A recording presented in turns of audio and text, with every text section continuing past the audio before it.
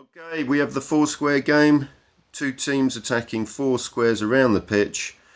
You score by passing to your teammate who receives the ball inside the square. 1 goal. Red 7 scores. Once we've scored in that square becomes dead. You must score in one of the 3 other squares. You cannot just do a quick 1-2 to get back another point. You must go and score in one of the other squares.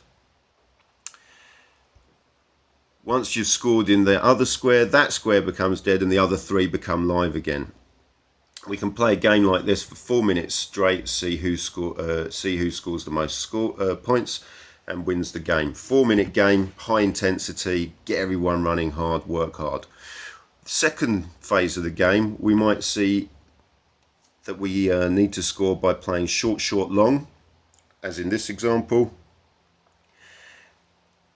Short, short, long to receive the ball in the square gets you a point. Again, just play a 4-minute game and see who out the 2 teams wins that game only by scoring with a short, short, long pass. After that, you might want to try and use third man running as a tactic for scoring. Teams can only score in the square by passing to their teammate using a third man running tactic. So keep the game short, 4 minutes, different tactic for each one, high intensity, get them working hard. We've got the options of pass and receive, short, short, long, third man running. We could use wall pass there as well. We then need to develop the game into the 2-square game. The 2-square game, as you can see, we've got 2 yellow squares, 2 red squares. We haven't moved anything, everywhere's in the same position, but both teams must go and attack one set of squares. Once one set of squares are scored in, both teams must go and attack or defend the other 2 sets of squares. So it's starting off in this example, the red team go to attack the red squares. Once they've scored in the red square becomes closed. Both red squares become closed and both teams must go and attack or defend the yellow squares, which means that both teams need to collectively make a big transition and think fast on which squares they're defending or attacking.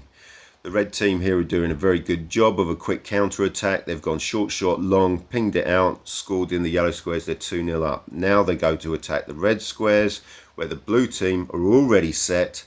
Blue team have won the ball, their numbers up at that end of the pitch. They now intelligently go and score quickly in the red square and now go and try and score in the yellow squares.